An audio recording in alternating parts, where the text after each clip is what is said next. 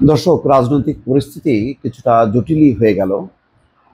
আসিফ নজরুল বলছেন সেই বৈঠকের ফলাফল সম্পর্কে, নির্বাচন নিয়ে প্রধান উপদেষ্টার কথাই চূড়ান্ত, অর্থাৎ ডিসেম্বর থেকে জুন, এর নড়চড় হবে না, জুন অতিক্রম করবে না, এই সময়সীমার মধ্যে হবে।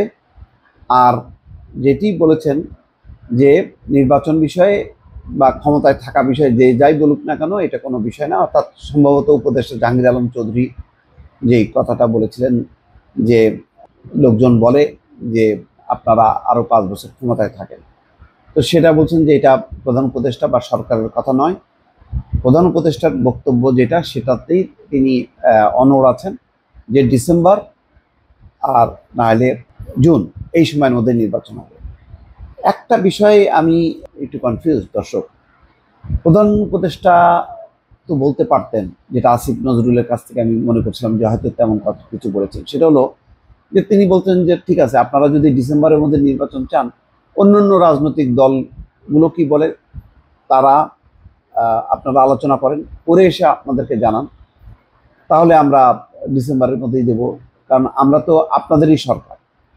এখানে যদিও এনসিপি আছে, ছাত্রদের কে ওন করেন প্রধান উপদেষ্টা, সুতরাং রাজনৈতিক পর্যায়ে যদি একটা ঐক্যমত্য তৈরি হতো, তাহলে সম্ভবত এইরকম একটা চিত্র আজকে যেটা হলো, এটা কিন্তু যথেষ্ট পরিমাণে একটা ইম্প্যাক্ট পড়বে, একটা রাজনৈতিক উত্তেজনা বাড়বে স্থানীয় পর্যায়ে। সেখানে বিরোধ হবে।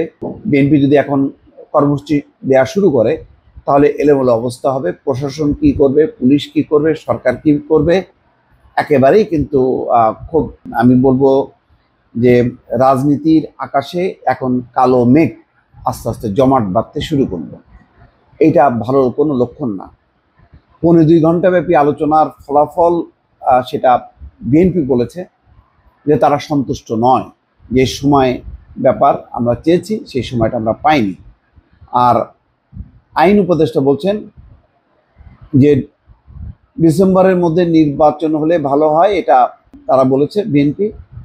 কিন্তু নির্বাচনের বিষয়ে যে উপদেষ্টাই যা বলুক না কেন, প্রধান উপদেষ্টার কথাই চূড়ান্ত। ডিসেম্বর থেকে জুনের মধ্যে নির্বাচন, এটা প্রধান উপদেষ্টার অঙ্গীকার। ডিসেম্বরে না হলেও সেটা কোনোভাবেই জুন অতিক্রম করবে না জানিয়ে তিনি বলেন, ডিসেম্বর থেকে জুনের মধ্যে যত তাড়াতাড়ি সম্ভব নির্বাচন অনুষ্ঠিত হবে। এটা কোনো অবস্থায় জুন অতিক্রম করবে না, কালক্ষেপণ করার সুযোগ নেই। এইরকম একটি কথা তিনি সাংবাদিকদের জানিয়েছেন। অর্থাৎ ওই বৈঠকের পর উপদেষ্টারা ছিলেন, সেই উপদেষ্টাদের পক্ষ থেকে তিনি সাংবাদিকদেরকে এটা জানাচ্ছেন। তার মানে হচ্ছে, বোঝা যাচ্ছে যে প্রধান উপদেষ্টা তার অবস্থান থেকে নড়েনি। এখন বিএনপিও সন্তুষ্ট হয়নি। বিএনপি সন্তুষ্ট হওয়া দরকার ছিল। এই বৈঠকটা অত্যন্ত গুরুত্বপূর্ণ। বাংলাদেশের এই মুহূর্তে প্রধান রাজনৈতিক দল, আমি বারবার বলি, সেটা বিএনপি।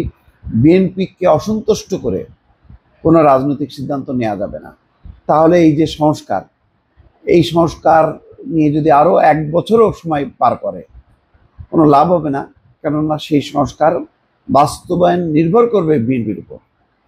বাংলাদেশে আগামী 1 বছরের মধ্যে এমন কোনো পরিস্থিতি হবার এখন পর্যন্ত কোনো লক্ষণ দেখা যাচ্ছে না যে বিএনপির বিপরীতে অন্য রাজনৈতিক দল সেই জায়গাটা দখল করবে, সেই পরিমাণ জনপ্রিয় হবে।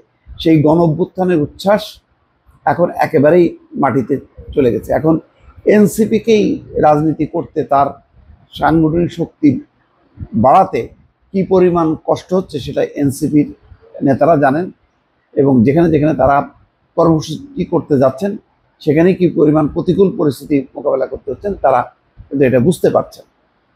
জামাত এখনো পরিষ্কার কোনো অবস্থান নেই। তারা বলছেন যে সংস্কারের জন্য তারা সময় দেওয়ার পক্ষপাতী। কিন্তু লন্ডনে বৈঠকের পর যদি সমঝোতা হয়ে থাকে বিএনপির সঙ্গে, আর প্রধান উপদেষ্টা যদি তার অবস্থানে অনড় থাকেন, তাহলে সংঘাত কিন্তু অনিবার্য। এটা ফেস করা কঠিন। একটা রাজনৈতিক সরকার যেভাবে আর একটা রাজনৈতিক দলকে মোকাবেলা করে, ডক্টর মোহাম্মদ ইউনূসের পক্ষে সেটা কিন্তু সম্ভব না। সুতরাং এই ক্ষেত্রে ডক্টর মোহাম্মদ ইউনূস একটা প্রধান রাজনৈতিক দলের কাছে বিরাগ ভাজন হবেন, এইটা আসলে প্রত্যাশিত নয়। ফলে এই জন্যই বলছি, রাজনীতির আকাশে কিন্তু কালো মেঘের এখন ঘনঘটা। এইটা দ্রুত পরিষ্কার করা উচিত, নতুবা অনেক রকম তার পার্শ্ব প্রতিক্রিয়া হবে, যেটা দেশের জন্য কোনোভাবেই ভালো হবে না। দর্শক ভালো থাকবেন, আল্লাহ হাফেজ।